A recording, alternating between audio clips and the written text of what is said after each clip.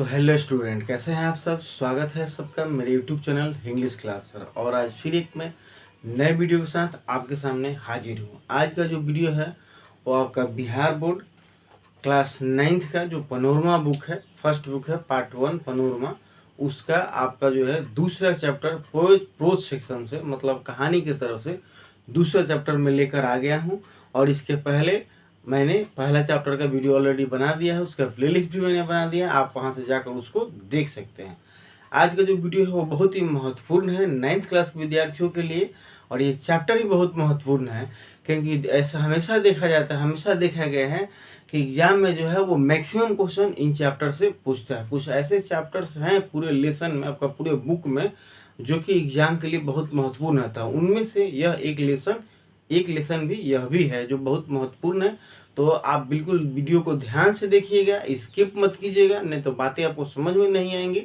और बहुत ही इंटरेस्टिंग, मतलब आपको यह कहानी जो है वो होगी आज के लिए। ठीक है, तो चलिए बिना देरी किए शुरू करते हैं आज का वीडियो। तो देखिए यहाँ पर हेडिंग मैंने लिखा है आपको कि Bihar board class 9 panorama English जो है पार्ट 1 है, चैप्टर उसका 2 है। पहला चैप्टर था, क्या था, धर्म युद्ध, जिसके लेखक कौन थे, अर्जुन देवचरण। ठीक है, उसके बाद देखिए तो दूसरा चैप्टर का क्या नाम है, लिखा है ययाति। ठीक है, दूसरा चैप्टर जो है वो आपका वो है ययाति, और लिखा किसके द्वारा गया है, तो बाई सी राजगोपालाचारी। पहला लेसन धर्म युद्ध, जिसके लेखक अर्जुन देवचरण। दूसरा लेसन आपका ययाति, जिसके लेखक सी राजगोपालाचारी। ठीक है, तो अब देखिए सी राजगोपालाचारी जो क्या थे, थोड़ा सा इनकी जानकारी हम लोग लेते हैं। इनका पूरा जो नाम होगा आपका वो होगा चक्रवर्ती राजगोपालाचारी। ठीक है, पूरा नाम होगा, जो कि आपके हमारे देश के बहुत ही अच्छे लीडर थे। आपका जो देश हमारा जब आजाद हुआ था उस समय की बात है। ठीक है, बहुत अच्छे एक वकील थे, बहुत अच्छे आप समझिए कि फ्रीडम फाइटर थे। और यह पहले जो लिखा गया है आपका यहाँ पर देखिए, governor general of India, Bharat के गवर्नर जनरल भी थे। मतलब ये पद अब नहीं है, लेकिन पहले उस समय जो था ये पद था, तो इस पद को उन्होंने सुशोभित किया था भारत के तरफ से। तो बहुत ही अच्छे एक मतलब कि ये लीडर थे। ठीक, अब आते हैं हम लोग, थोड़ा सा बुक जो बात बता रहा है उसको हम लोग मैं बता देता हूँ, उसके बाद हम लोग आगे बढ़ेंगे आपका कि इसमें क्या दिया हुआ है और क्या हमें समझना है। This story has been from the Mahabharata and has been taken the spiritual story of India. आज का जो ये ययाति नाम सुनते ही आपको ध्यान में आ गया होगा कि यह कहानी जो है वो कहाँ से है। ठीक है, तो यह संबंधित जो है वो महाभारत से संबंधित है। ठीक, जो कि लिया कहाँ से गया है, taken from the spiritual stories of India. देखिए यह एक बुक है जिसका नाम है स्पिरिचुअल स्टोरी ऑफ इंडिया, उसमें यह कहानी आपको दिया गया है, वहां से यह लिया गया है, जो कि महाभारत से संबंधित है।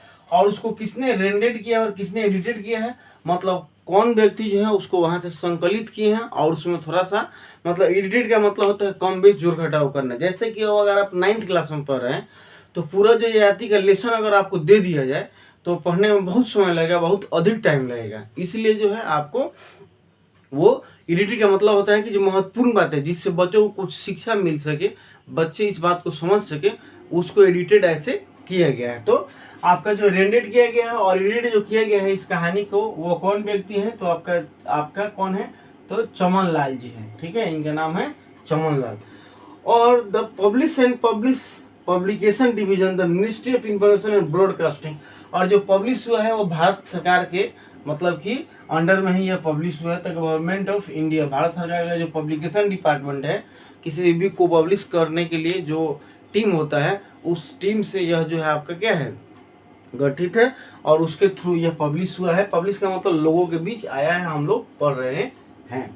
तो ये था आपका हमारे श्री राजगोपालाचारी जी के बारे में। अब हम लोग पढ़ने से पहले कुछ क्वेश्चन है जो आपका बुक पूछ रहा है, मैं आपको बता देता हूँ कि वो क्या पूछ रहा है और क्या दिया है। लिख रहा है कि which is the golden period of life, जीवन का, देखिए थोड़ा सा ध्यान देंगे, कह रहा है कि गोल्डन पीरियड ऑफ लाइफ, जीवन का जो है गोल्डन पीरियड कौन सा होता है आपका, तो क्या चाइल्डहुड है, क्या यूथ है, और ओल्ड एज है। तो आप स्टूडेंट मुझे बताइएगा कमेंट में, कमेंट करके कि जीवन का आपका जो है वो कौन सा महत्वपूर्ण कार्यकाल होता है। क्या वह आपका जो है चाइल्डहुड है, बचपना है, या आपका जो है वो यूथ है, जवानी है, या आपका बुढ़ापा है, ओल्ड एज है। तो इस बात को भी हम लोग, आप मुझे कमेंट करके बताइएगा। चलिए शुरू करते हैं। अब हम लोग कहानी की तरफ आगे बढ़ते हैं। लिखा है कि emperor Yayati was one of the ancestor of Pandavas. हमने देखा, पहले ही मैंने बताया कि कहानी किससे संबंधित है, तो महाभारत से। ठीक है, महाभारत से। तो आपका किंग ययाति जो थे, इम्पेरर, सम्राट, इसमें इम्पेरर लिखा हुआ है, जगह के कारण मैंने इसमें एडजस्ट नहीं कर पाया हूँ मैं। तो कह रहे हैं कि ययाति इम्पेरर यानी कि सम्राट ययाति जो थे वो कौन थे, तो एंसेस्टर ऑफ पांडवज, मतलब one of the ancestor of Pandava, पांडवों के एक पूर्वज में से थे। मैंने डायरेक्ट लिख दिया, तो एक पूर्वज में से थे तो कहिए, या पूर्वज थे आपका, या आप कह सकते हैं। तो ये एक मतलब उनके पूर्वज थे, पांडवों के पूर्वज थे, मतलब उनके दादा परदादा और भी उसके पहले की पीढ़ी में के रहे होंगे। उस वक्त कह रहे कि he has never known defeat, कभी उन्होंने हार नहीं माना। And he follow the dictates of the Shastra and adored the God, venerated his ancestor with intense devotion। और अपने मतलब अपने इनको शस्त्र और शास्त्र का इतना ज्ञान था, इतने अपने कर्तव्य के प्रति डिवोटेड थे, समर्पित रहते थे, कि जो भी इनके पूर्वज जो थे वह भी, और जो भी मतलब इनके आसपास लोग थे वह बहुत इनसे प्रभावित रहते थे। He become famous as a ruler devoted to the welfare of his subjects. देखिए, और यह प्रसिद्ध किसके लिए थे, थोड़ा सा ध्यान दीजिएगा यहाँ पर, फेमस फॉर आपका वेलफेयर ऑफ हिज सब्जेक्ट्स। देखिए यहाँ पर लिखा गया SUBJECTS, सब्जेक्ट्स। तो सब्जेक्ट्स का मतलब आपका होता है, सब्जेक्ट मतलब ऐसे विषय होता है, लेकिन जब एस लग जाता है तो इसका मतलब होता है प्रजा। ठीक है, तो आपका जो थे यह प्रजा से, आपका प्रजा के मतलब वेलफेयर के लिए, उनके हित के लिए, फैसले के लिए यह बहुत प्रसिद्ध थे। मतलब कभी भी इनसे फैसला जो हुआ करता था वो गलत नहीं हुआ करता था, और बेकार आपका जो था, मतलब कि बेकार कहिए या रॉन्ग डिसीजन कभी इनके द्वारा नहीं हुआ। बहुत ही आपका जनता में यह बहुत प्रसिद्ध थे। He became prematurely old by the course of Shukracharya. लेकिन इनके साथ एक घटना घट जाती है। क्या घट जाती है, तो देखिए मैंने यहाँ पर लिखा गया है कि प्रीमेच्योरली ओल्ड मतलब समय से पहले बूढ़ा हो जाना, by the course of Shukracharya. बहुत इंपॉर्टेंट लाइन है, इससे कई ऑब्जेक्टिव क्वेश्चन बन सकते हैं। ठीक है, कि कौन जो है प्रीमेच्योरली ओल्ड हो जाता है, किसके श्राप के कारण, कर्स मतलब होता है श्राप, किसके कारण वो जो है समय से पहले बूढ़े हो जाते हैं, शुक्राचार्य कौन थे। तो यह बहुत लाइन महत्वपूर्ण है, थोड़ा सा ध्यान दीजिएगा आप लोग। प्रीमेच्योरली ओल्ड हो जाते हैं, कर्स ऑफ शुक्राचार्य, शुक्राचार्य के आपका क्या होता है, श्राप के कारण। कर्स मतलब होता है श्राप के कारण। अब क्यों शुक्राचार्य श्राप देते हैं इनको, क्या होता है भाई, तो देखिए यहाँ अगला पॉइंट में मैंने लिखा है, रॉन्ग्ड हिज वाइफ देवयानी। अब ये सम्राट ययाति जो थे उनकी पत्नी थी देवयानी, और इनकी देवयानी जो थी वो कौन थी, तो शुक्राचार्य की लड़की थी। यानी कि ययाति के शुक्राचार्य क्या हुए, ससुर हुए। ठीक है, तो रॉन्ग हिज वाइफ अपनी पत्नी के साथ कुछ गलत, अब चाहे आप मारने पीटने के बाद ले लीजिए, या कुछ मिसबिहेव ले लीजिए, या कुछ मिसअंडरस्टैंडिंग ले लीजिए। ऐसे महाभारत को पढ़िएगा तो पता चलेगा कि राजा महाराजा को कई पत्नियां रखने का शौक था। तो देवयानी तो थी ही, लेकिन इसके साथ साथ एक दासी भी थी, उनसे उनका लगाव था, जिसके कारण आपका जो है शुक्राचार्य जो होते हैं आपका क्या करते हैं, इनको श्राप देते हैं। देखते हैं कि भाई मेरी बेटी के साथ जो है क्या हो रहा है, नाइंसाफी हो रहा है। और राजा जो है कि ययाति जो है वो बहुत ही खूबसूरत हैंडसम यंग मैन रहते हैं, तो जाहिर सी बात है कि फिसलेंगे। तो इसके कारण जो है शुक्राचार्य इनको श्राप देते हैं कि बाबू तुम बहुत खूबसूरत हो, तो खूबसूरती का तुम अपना रुतबा कहीं और दिखाना, मेरी बेटी के साथ अगर ऐसा होगा तो यह मैं बर्दाश्त नहीं करूँगा। इसी के कारण वो जो श्राप देते हैं कि जाओ, जिस खूबसूरती पर जिस जवानी पर तुम्हें नाज है, तुम बूढ़ा हो जाओगे। और उसके बाद जो क्या होता है, ययाति महोदय जो होते हैं वो समय से पहले बूढ़े हो जाते हैं। किसके श्राप के कारण, तो आपका शुक्राचार्य के श्राप के कारण। ठीक है, क्यों, तो देवयानी से आपका रॉन्ग कोई मतलब कि मिसबिहेव होता है।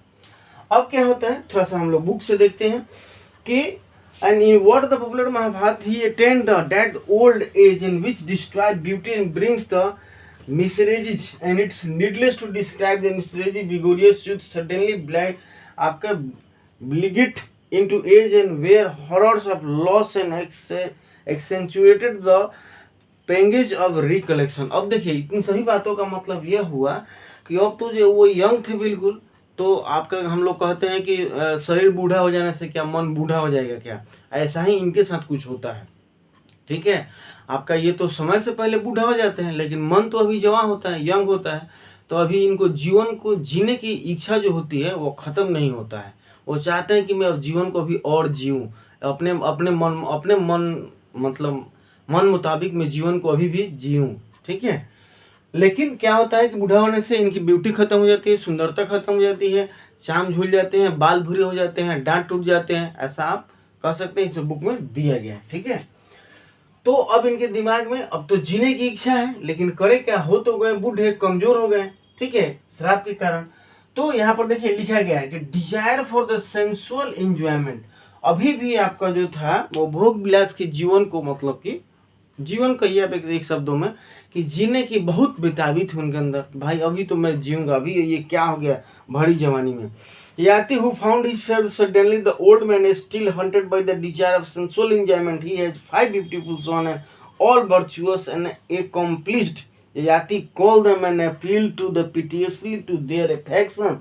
The course of your grandfather Sukracharya has made me unexpected prematurely old. अब देखिए क्या होता है, इस डिजायर के कारण उनके मन में एक विचार आता है। ठीक है, क्यों क्या विचार आता है, तो आपका लिखा गया है बुक के हिसाब से कि ये आती है 5 ब्यूटीफुल सन, बहुत ही अच्छे इनके 5 बेटे थे और बहुत ही आज्ञाकारी, बहुत ही आपको होनहार, बहुत ही यशस्वी इनके 5 बेटे थे। सुंदर, इस बुक में लिखा गया कि ब्यूटीफुल 5 सन थे उनके। उसके बाद तब वो उनके मन में एक विचार आता है, एक आइडिया आता है, और इस कारण वो क्या करते हैं कि ही कॉल्ड हिज 5 सन, अपने 5 बेटों को वो बुलाते हैं। ठीक है, तो 5 बेटे होंगे तो उनका क्रम होगा फर्स्ट, सेकंड, थर्ड, आपका जो है 4, 5 इस तरह से। तो 5 बेटे को वह बुलाते हैं और बुलाने के बाद उनसे उनके सामने एक प्रस्ताव रखते हैं और कहते हैं कि देखो बाबू तुम सब, तो इसमें ग्रैंडफादर लिखा गया है कि हालांकि हम लोग नाना जी कह सकते हैं, कि देखो तुम्हारे ग्रैंडफादर के श्राप के कारण मैं समय से पहले बूढ़ा हो गया हूँ, लेकिन मेरा मन जो है, दिल जो है अभी जवान है। मैं अभी जीवन को जीना चाहता हूँ। अभी तो आधी जवानी मेरी बड़ी पड़ी थी, लेकिन समय से पहले बूढ़ा हो गया, लेकिन मुझे अभी जीने की इच्छा है, लालसा है। ठीक है, तो अब तुम लोगों को क्या करना होगा, ये देखो मैं आप लोगों को 5 को किस लिए बुलाया हूँ ये समझिए। कि वन ऑफ यू, देखिए वो क्या कहते हैं कि वन ऑफ यू और to bear the burden of my old age. थोड़ा सा मैंने इसमें लाइन को एडिट कर दिया है कि वन ऑफ यू, तुम में से किसी एक को, और to bear the burden of my old age, मेरे बुढ़ापे के भार को सहना होगा, and give his youth in return, और तुम्हें जो होगा मुझे उसके बदले अपनी जवानी को देना होगा। एक्सचेंज करना है, मतलब जीवन को, लाइफ को क्या करना है, एक्सचेंज करना है। ठीक है, हम लोग अदला बदली करेंगे। अगर अब फिर कहते हैं कि for the knowing the what is the in store for me and I live A life of restraint and dying myself even lawful pleasures. One of you ought to burden of my old age, and he was agreed to the bestow and the bestow his youth on me and give his youth to return. Who we agree bestow आपका this bestow his youth on me will be ruler of the my kingdom and I desire to enjoy life for full vigorous of youth. लेखक कहते यात्री साहब कहते हैं कि जो मैंने बात कहा कि आपको एक्सचेंज करना होगा जवानी मेरे से, अगर ही हु एग्रीज, अगर ऐसा जो कर देता है, ठीक है, और अगर ऐसा जो कर देता है, will be the ruler of my kingdom, तो वह मेरे क्या होगा, मतलब मेरे गद्दी पर, मेरे राज्य का मालिक होगा। मैं उसको राजपाट मैं मालिक बना दूंगा। लेकिन पुनः मैं क्या करूंगा, वापस आऊंगा तो उसको अपनी जवानी जो है वो एक्सचेंज कर दूंगा, दे दूंगा। ठीक है, ऐसा नहीं कि परमानेंटली मुझे चाहिए। जब तक जीने की इच्छा है, मैं चाहता हूँ कि तुम लोगों में से कोई एक जो है 5 बेटे में से मुझे अपनी जवानी मुझे दे दो, मेरा बुढ़ापा मुझसे ले लो। जब मैं जी लूँगा और तब तक तुम मेरा राजपाट चलाओ, जो देगा वैसा मैं उसको दे दूंगा। और जब तक राजपाट चलाओ और जब मैं जी कर वापस मतलब जी लूँगा मन भर, बिल्कुल मेरी मन मतलब की इच्छा पूर्ण हो जाएगी, तब मैं आकर फिर से क्या करूँगा, एक्सचेंज कर दूंगा।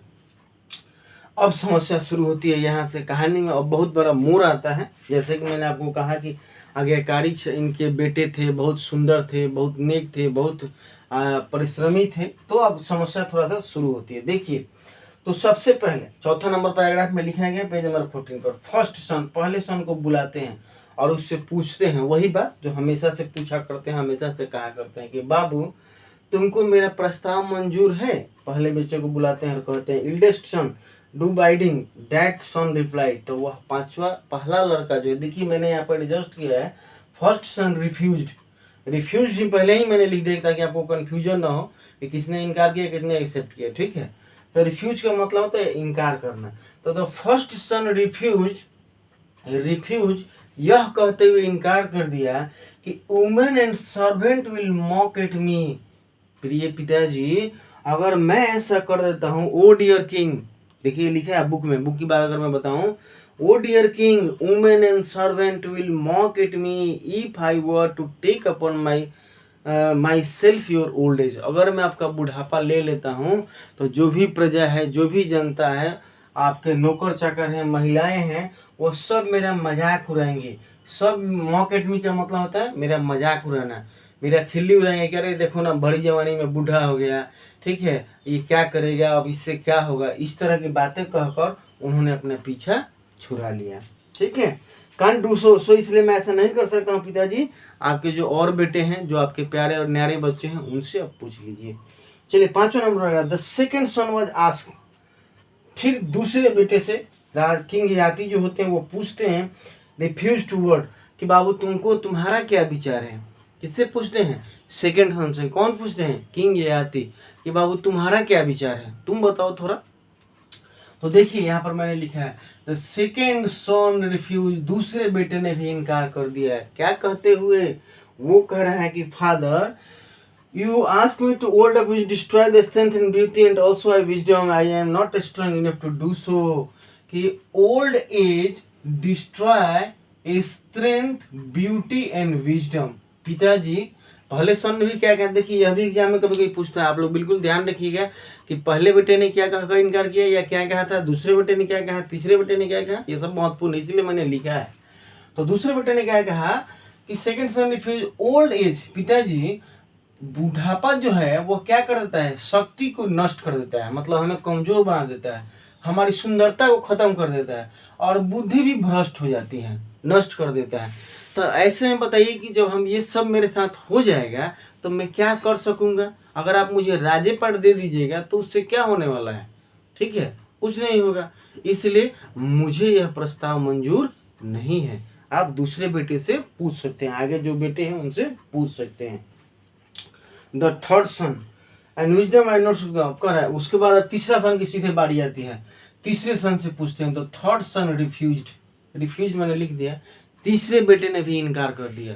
The third son refuse directly, यह कहते हुए कि old man can't ride on a horse and elephant. पिताजी आपको पता है कि राज्य पर चलाने के लिए राजा महाराजाओं को हाथी घोड़े पर सवार होना पड़ता है प्रजा के बीच जाने के लिए। तो जब मैं बूढ़ा हो जाऊंगा तो ना हाथी की सवारी कर पाऊंगा ना घोड़े की सवारी कर पाऊंगा। और एक बात और इन्होंने ऐड किया है इसमें, मैं नहीं लिख सका हूँ, उसको लिख सकते थे कि I can't do such a helpless flight, I can't agree, his speech will flatter. आवाजों मतलब कि क्या होता है, बोलना होता है, कुछ निकल जाता है, कुछ बूढ़े लोग को देखिएगा दांत दब टूट जाता है तो क्या कहेंगे, क्या हो जाएगा, ठीक है। तो इसलिए उन्होंने कहा कि घोड़े हाथी की सवारी कर नहीं सकता मैं, और आवाज भी क्या हुआ, गो गो गो करके निकलेगा, ठीक है, तो कोई समझ नहीं पाएगा बातों को, इसलिए मुझे भी मंजूर नहीं है। जैसे किंग ययाति के, इम्पेरर ययाति के जो है आपका 3 बेटे इनकार कर देते हैं, तो king grew angry when he saw that the 3 sons declined to do so, and the hope for better from his 4th son, and who said, you take to my old age and exchange it with, I shall give it back you after some times and take back the old age went to the course। अब देखिए जैसे 3 बेटे, तो ध्यान रखने वाली बात है कि कितने बेटे के इनकार पर राजा साहब गुस्सा जाते हैं, तो 3 बेटे के। अब देखिए यहाँ लिखा गया है कि द किंग ग्रीव एंग्री, या बिकेम एंग्री भी हो सकता है, राजा साहब गुस्सा जाते हैं। अब कि अरे ये सब खाली नाम का बेटा है, एक छोटा सा काम कर दिए तो अपना ये सब चाल दिखा दिया, गुस्सा जाते हैं। लेकिन वो सोचते हैं कि भाई अभी भी मेरे पास चौथा 5वां बेटा है, ठीक है, चलिए इस सब से पूछते हैं। क्या होता है उसके बाद देखा जाए। लेकिन गुस्सा कर वो जाते हैं चौथे बेटे के पास और चौथे से वो पूछते हैं, ठीक है, गुस्सा कर गए थे किसके पास, चौथे के पास। अब सोचिए कि बेटा तो बेटा है, बाप तो बाप है, तब गुस्सा कर गए थे तो अगर चौथा बेटा आप सोचिए क्या किया होगा कि डायरेक्ट अगर कह देगा कि पिताजी हमसे नहीं हुआ, तब तो वहीं पर 2 झापड़ लगा देते, नाच कर गिर जाता है, ठीक है। गुस्सा में तो गए ही थे, लेकिन चौथा के बाद जब जाते हैं गुस्सा में तो देखिए चौथा नंबर क्या कहता है, ठीक है। फोर्थ सन रिफ्यूज, चौथा भी इनकार कर देता है। लेकिन कैसे इनकार करते हैं, उसके थोड़ा इनकार में पोलाइटनेस होता है। इसके पहले के 3 भाइयों ने जो उनको डायरेक्ट इनकार कर दिया था कि नहीं आपका जो है हमें यह मंजूर नहीं है, उस हिसाब से जो है वो चौथा बेटा नहीं करता है। वह पिताजी को हाथ जोड़ लेता है, सीधे पैर पर लेता है और कहता है कि पिताजी हमें क्षमा कर दीजिए। The fourth son beg for, ठीक है, beg to be the forgiven, पिताजी क्षमा कर दीजिए, हमसे यह संभव नहीं होगा। And this was the things could be no means the consent to. The old man had to seek the help of another and even to keep his body clean and so pitiful plight. No much as he loved his father, I can't do it. उन्होंने कहा कि old man depends on others. Direct एक शब्द में चौथा बेटे ने क्या कहा कि पिताजी आपको पता है कि बूढ़े व्यक्ति जो है बिल्कुल दूसरे पर आश्रित हो जाते हैं, यहाँ तक कि ना अपने से खाना ला सकते हैं, पानी ला सकते हैं, ना नहा सकते हैं। अगर यहाँ तक कि देह साफ सफाई की अगर बात आती है तभी क्या होता है, दूसरे पर डिपेंड, कोई दूसरा कोई पानी गिराता है, पानी लाना भी होगा तो दूसरे को मंगाना पड़ता है। तो पिताजी मुझे क्षमा कर दीजिएगा, मुझे भी यह मंजूर नहीं है। अब आपके जो बेटे और हैं, जो एक बच्चा है, उससे आप पूछ सकते हैं, मुझसे यह संभव नहीं है। जैसे चौथा बेटा यह बात कहता है, राजा साहब आप सोच सकते हैं कि क्या हुआ होगा, ठीक है। याकी struck with the sorrow and the refusal of the fourth son and pause for some times and then supplicated at the last who had never yet opposed wish and you have to must save me an act। अब देखिए 9 number paragraph का मैं आपको meaning बताता हूँ। अगर पूरे line by line आपको बताऊंगा तो थोड़ा सा क्या होगा, वो टाइम लगेगा, लेकिन फिर भी बिना बताए समझ में नहीं आएगा। देखिए चौथा बेटा जब इनकार कर देता है तो ही यानी कि किंग, ये Yayati emperor Yayati became sad on refusal of 4 son, 4 बेटे के इनकार पर, ठीक है। अब राजा साहब गुस्साते नहीं हैं। 3 बेटे जब इनकार कर देता था क्या हुआ था, वो गुस्सा गए थे, लेकिन जब चौथा इनकार कर देता है तो अब वो उदास हो जाते हैं, एक क्षण के लिए रुक जाते हैं, हाका बका हो जाते हैं। स्ट्रोक इसमें लिखा गया है कि वो रुक जाते हैं और सोचते हैं, बहुत सारे उनके बाद दिमाग में चल रहा है। हो सकता है यह बात चल रहा है, मैं अपनी तरफ से बता सकता हूँ कि अरे भाई ये तो नाम का बेटा है सब, ठीक है। अब चौथा 5वां से मैं कहूँ कि ना कहूँ, कहीं 5वां भी इनकार कर देगा तो क्या होगा, तब मतलब मेरी समाज में कितनी बदनामी होगी। कितना प्रतापी राजा, इतना बड़े राजा, 5 बेटे और एक छोटे से पिताजी के विश को, इच्छा को इन लोगों ने पूर्ण नहीं किया, तो समाज में मेरी बहुत बदनामी होगी। ऐसा हो रहा होगी, वो सोच रहे होंगे। लेकिन फिर उनके मन में ऐसा ख्याल आया हुआ कि नहीं, अगर मैं 5वें बेटे से नहीं पूछूंगा तो बाद में अगर यह बात आती है तो डायरेक्ट वो सीधे मुझसे कह देगा कि पिताजी आपने तो हमसे पूछा ही नहीं था, ठीक है। तो बहुत ही हिम्मत जुटाकर बेचारे उदास मन से ही इस आस में, लेकिन क्योंकि पुरु जो आपका जो उनका जो 5वां बेटा, देखिए 5वां बेटा को किस किस नाम से हम लोग जान सकते हैं, पहचान सकते हैं। इसको हम लोग 5th सन भी कह सकते हैं, 5वां लड़का। इसको अंतिम हम लोग सन भी कह सकते हैं, लास्ट सन भी कह सकते हैं, यंगेस्ट सन भी कह सकते हैं, सबसे छोटा बेटा भी कह सकते हैं, जिसका नाम क्या होता है, पुरु, जिसका नाम होता है पुरु। तो उसके पास वह जाते हैं इस आशा में। और यह पुरु जो थे, 5वें बेटे जो थे, अंतिम सन जो था, सबसे छोटा बेटा जो था उनका, बहुत ही आज्ञाकारी, बहुत ही समर्पित, आज तक पिताजी की एक भी बात को इनकार नहीं किया था, ठीक है। पिताजी को इस बात का विश्वास था, इसलिए वह जाते हैं और 5वें बेटे के पास उनसे जाकर पूरा वृत्तांत सुनाते हैं।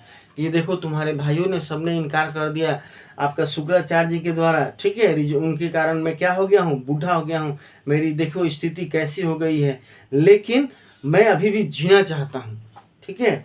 पुरु do not refuse of your elder brothers have the Puru and youngest son and the move by the फेबियल्डम and said father I gladly give my you to बीथ एंड रिलीव, कह रहा है कि relieve you to the sore of the old and the care of the states. जैसे पिताजी उसके पास जाते हैं उदास मन से तो कुछ कह ही पाते हैं, तब तक पांचवा लड़का जो पूर्व होता है वो बहुत ही प्यार से पिताजी को कहता है कि पिताजी उदास होने की जरूरत नहीं है, आप उदास ना होइए, ठीक है। क्योंकि हो सकता है यह सभी स्थिति को देखकर आपका जो है पांचवा बेटा भी सोचा होगा समाज की बात, तो कि अरे भाई क्या समाज सोचेगा, ठीक है, कि हम लोग पिताजी के किसी काम नहीं आ सके तो क्या फायदा बेटा होने पर किसी, इससे तो अच्छा लोग तब इसी सी स्थिति के कारण लोग ना सोचते हैं कि हमें संतान ना हो, कोई बेटा ना हो, तभी अच्छा था कि एक छोटे से पिता की इच्छा कोई और पूर्ण नहीं कर सकता है, ठीक। तो यह सभी बात उसके मन में चला होगा, पूर्व के दिमाग में, और चलता है। तब पिताजी उसके पास जाते हैं, जाने से पहले ही यह बहुत ही प्यार से आराम से कहता है कि पिताजी आप घबराइए नहीं, आप घबराइए नहीं, मैं तैयार हूँ, ठीक है। और देखिए यहाँ पर लिखा गया है पूर्व एक्सेप्टेड प्रोपोजल।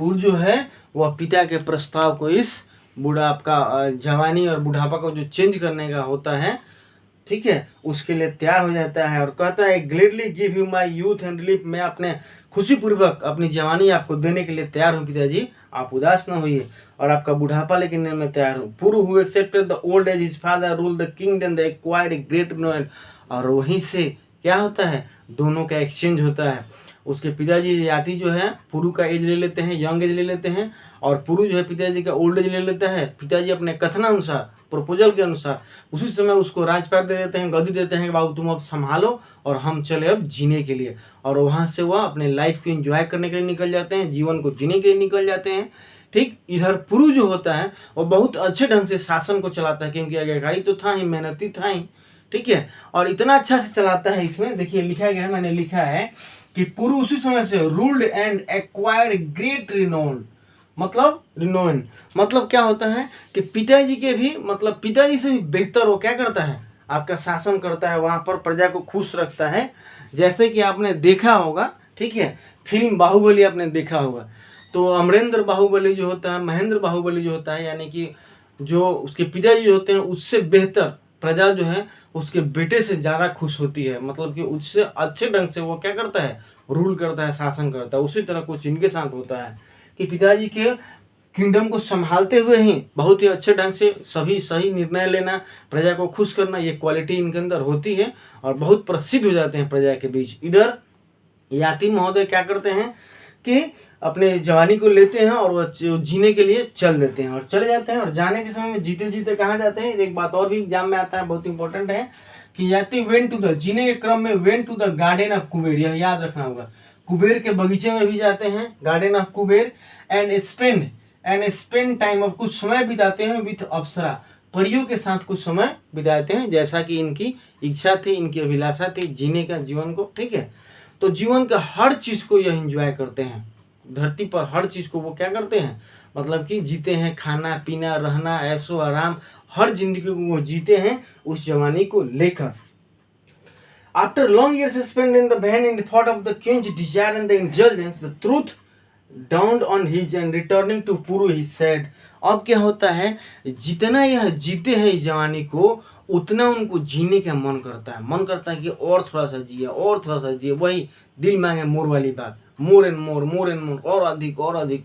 तब उनको बात समझ आता है कि अरे दादा ये तो बहुत कंफ्यूजिंग बात है, ये तो जवानी ऐसा चीज है कि कभी इससे मन ही नहीं भरेगा, जीवन के चाहे कोई भी खुशी इसको दे दो, यह कभी संतुष्ट होने वाला नहीं है। उनको यह बात समझ में आता है, तुरंत वहां से रिटर्न आते हैं पुरु के पास और कहते हैं, पुरु से क्या कहते हैं, डियर सन, बेटे, sensual desire is never quenched by the indulgence of any more and the far interfering घी। जीने के बाद कहते हैं कि देखो बेटा, धरती पर का कोई भी चीज नहीं है जो एक मनुष्य की अभिलाषा को संतुष्ट कर सके, उसको शांत कर सके, उसको मन को, ठीक है। देखिए यहाँ पर, और जीवानी को मैंने यहाँ पर शॉर्ट में लिखा है कि यूथ मतलब जवानी को जीना, यूथ मीन्स जवानी को जीना किसके बराबर है, तो पोरिंग घी इनटू फायर, आग में घी डालने के बराबर है। आग में घी डालने से क्या होता है आप बताइए, ठीक है, आग में घी जितना डाला जाता है उतना वो और धधकता है और बढ़ता है। तो वह आकर पुरुष को कहते हैं कि देख बेटा, जवानी जीने का मतलब हुआ कि आग में घी डालना, यह कभी संतुष्ट नहीं हो सकता है। धरती का कोई चीज़ इसमें उन्होंने हालांकि बताया है कि क्या क्या चीज़ें इसको संतुष्ट नहीं कर सकती। मैं आपको बता देता हूँ बुक की बात। आई हैड हर्ड दिस, मैंने सिर्फ सुना था कि जवानी का मतलब कि किसी चीज़ को, मनुष्य की इच्छा को कभी पूर्ण नहीं किया जा सकता। But till now I had not realize it now object and no object of desire. लेकिन अब तक मैंने सिर्फ सुना था, अब मैंने अनुभव कर लिया, देख लिया कि धरती का कोई भी ऑब्जेक्ट जो है, जैसे कॉर्न है, अनाज है, गोल्ड है, सोना चांदी है, केटल है, जानवर, पेड़ पक्षी पक्षी है, वुमेन्स है या महिलाएं, मतलब कोई भी चीज़, इसमें दो चार का नाम वो दिए हैं, कहने का मतलब उनका हर चीज़, कि धरती का कोई चीज़ जो है, nothing can ever satisfy the desire of man. Nothing, कुछ कोई भी चीज़ जो है मनुष्य की अभिलाषा को जो है वह संतुष्ट नहीं कर सकता है। इसलिए बाबू अब हमको है जवानी नहीं चाहिए, तुम अपना जवानी ले लो, मेरा बुढ़ापा मुझे लौटा दो। And we can reach the peace by the mental pose beyond the like and dislike. हम लोग सिर्फ संतुष्ट तभी हो सकते हैं अपने लाइक और डिसलाइक पर ध्यान करके, मतलब हमें मन को, हम अपने आप में मन को कंट्रोल करके। मन की शांति कब हो सकती है? जब तक हम अपने मन को कंट्रोल नहीं कर सकते हैं, इसके पसंद और नापसंद पर हम ब्रेक नहीं लगाते हैं, तब तक मेंटल पीस नहीं हो सकता है। इसके बहकाव में अगर बह गए तो समझिए कि जय हिंद जय भारत हो गया जीवन का। ठीक है, तो such is the state of ब्राह्मण, किसी ने कहा था कि मतलब कि मेंटल पीस कब हो सकता है? तो अपनी इच्छाओं को कंट्रोल करना। Take back to your youth and rule king wisely and well. ये अपनी जवानी लो, मेरा मुझे बुढ़ापा दो, अब मुझे अब राजपाट भी नहीं चाहिए, तुम शासन करो, मैं चला, मतलब उनको आत्मिक ज्ञान हो जाता है। ठीक है, इसलिए उसको कहते हैं कि बाबू तुम अपना ही जवानी लो, मेरा बुढ़ापा दो, तुम राज करो, अब हम चलें। एंड विद दिस वर्ड, इन्हीं शब्दों के साथ Yayati took the his old as, और फिर एक्सचेंज हो जाता है लास्ट में दोनों का। ठीक है, नया पुराना एक्सचेंज कर लेते हैं। And Puru who regain his youth, Puru को अपना जवानी मिल जाता है, एंड ययाति अपना बुढ़ापा ओढ़ ले लेते हैं। And retire and to the forest, और वो क्या करते हैं, लेकर Yayati took back again his old age and went to the forest, वह चले जाते हैं जंगलों में, हिमालय के वादियों में। He spend his time there in the austerities and due to course of attain. अच्छा, इसमें कहीं ये नहीं लिखा है, चलिए बताते हैं हम अपने से।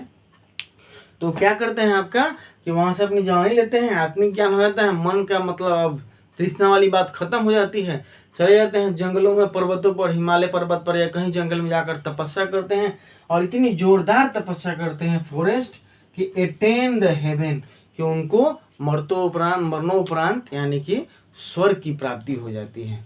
ठीक है, और स्वर्ग वो चले जाते हैं। तो ये आपका जो था स्टूडेंट कहानी था आपका ययाति का, और ये जितना भी मैंने बोर्ड पर लिखा है आप एक बार देख सकते हैं, वीडियो को थोड़ा पॉज करके स्क्रीनशॉट ले सकते हैं, नोट कर सकते हैं, क्योंकि जितना भी लिखा गया बोर्ड पर यह सभी ऑब्जेक्टिव क्वेश्चन है, और सबसे ऑब्जेक्टिव क्वेश्चन 2 नंबरिया क्वेश्चन इससे बनता है। तो आप इसको नोट डाउन कर सकते हैं, समझ सकते हैं। आज की वीडियो में इतना है। आशा करता हूँ कि मेरे द्वारा बताई गई बातें आपको अच्छी लगी होगी। तो आप मेरे चैनल को सब्सक्राइब कीजिएगा, लाइक कीजिएगा, शेयर कीजिएगा, और कमेंट में अपनी बातों को, विचारों को देते रहिएगा। इससे क्या होगा कि मुझे मोटिवेशन मिलेगा, और मैं फिर से बहुत ही और ही उत्साह के साथ दूसरे वीडियो बनाने का, प्रस्तुत करने का कोशिश करता रहूँगा। आज के लिए इतना ही। Thank you.